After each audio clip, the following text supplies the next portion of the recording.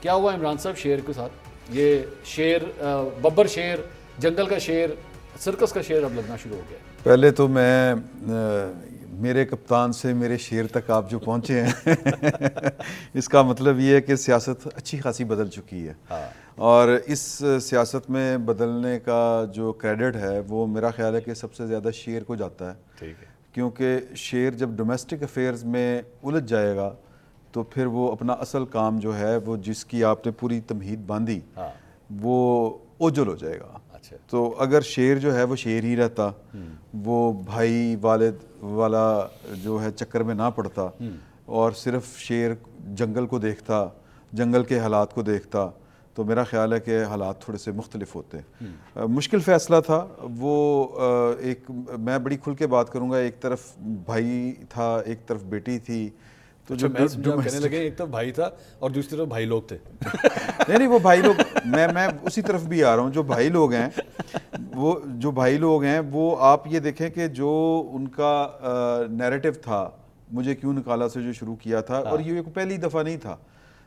جب شیر جو ہے وہ جنگل میں تھوڑی سی پرابلم میں آتا تھا تو پھر وہ جو جنگل کبھی خلائی مخلوق یہ ساری چیزیں وہ ٹینشن دیتے رہے.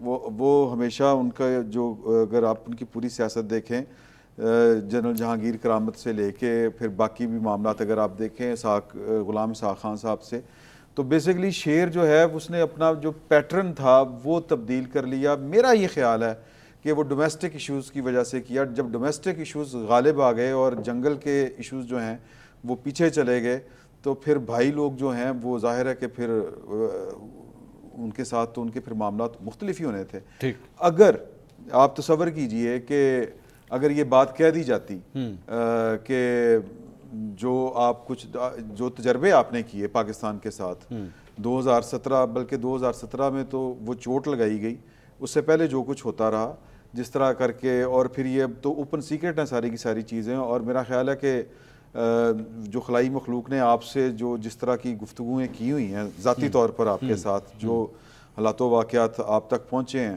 جیسے بھی پہنچے ہیں، تو وہ تو ساری تسلیم شدہ امر ہے نا کہ وہ سب کچھ جو تھا وہ بائی پلان تھا، بائی ڈیزائن تھا.